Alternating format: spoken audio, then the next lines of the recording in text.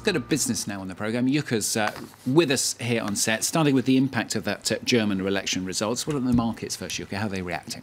Well, Stuart, financial markets don't like instability, and Angela Merkel winning a fourth term, but with a weak showing and the far right gaining popularity certainly unnerved investors.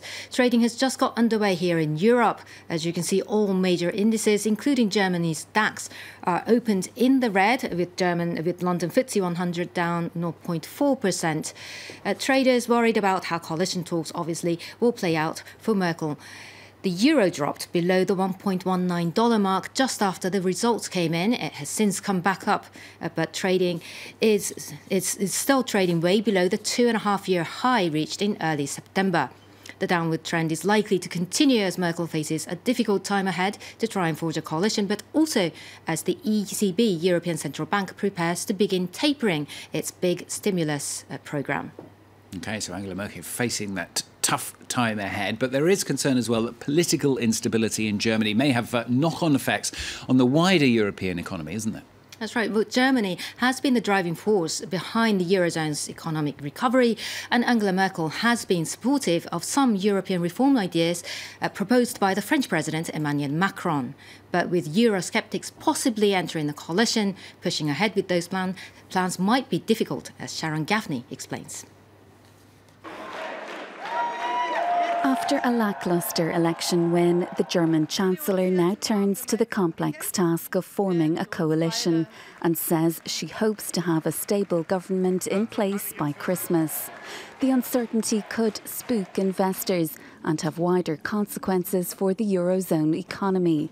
Angela Merkel has tentatively supported calls from the French president for a new European finance minister and a dedicated budget for the Eurozone. But that may be a tough sell to voters and her new coalition partners, widely expected to be the Greens and the pro-business but more Eurosceptic Free Democrats. Analysts say such a grouping would inevitably result in German policy shifting to the right. It will be under more pressure domestically, especially on the migration front, but I think also on the euro front. So I think, yes, the scope for huge actions on a eurozone budget, I think, are certainly more limited. I expected actually to do some more reforms of the German economy, which is going to be helpful also for France and for the rest of the eurozone. French President Emmanuel Macron is pushing ahead with his plans to reform the EU and is expected to pile pressure on Berlin when he outlines his vision in a major speech in Paris on Tuesday. Deeper European integration will depend on close cooperation with Germany, which accounts for roughly a third of the Eurozone's gross domestic product. Some more of the business headlines at this hour for you. Voters in Berlin on Sunday also voted to keep the city's airport open. In a non-binding referendum, some 56% of the city's residents said they want to keep the capital's Tegel airport open even after a new international hub is completed. The current plan calls for its closure 6 months after the new one opens, but that project has been plagued by repeated construction problems and delays. Here in France, roadblocks have been set up in a number of places and access to fuel depots are being blocked. The day of action has been called by trade unions in protest to President Macron's labour reforms. The reforms were signed into law through a decree last Friday. To avoid fuel shortages, the government has deployed police at some sites to stop protesters. And ride-hailing service Uber is trying to keep its London operations going after city authorities refuse to renew its licence. The company has suggested it could make concessions. Around 700,000 people have also signed an online petition to appeal the decision.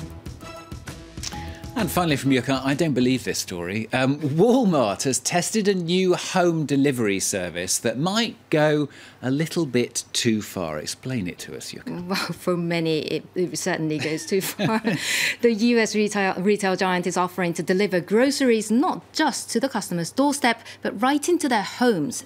It's developed an app to operate a home security system on a smartphone. The idea is to order online and then allow the app to generate a one-time code for the delivery person to unlock the door to your home when you're not there. He can even fill the fridge for you, and you can watch everything live on your smartphone. Sounds like a cool idea, but customers seem to disagree. Oh, no, I don't like that at all. I think it goes too far. Never let nobody in without me being there, or somebody being there. If it's a worker with uniform, name badge and everything, then yeah, it should be okay. I agree with the first woman. No. No way. I think Yuka agrees as well. Absolutely no way. Thanks a lot, Yuka. Yuka with Appreciate business. it.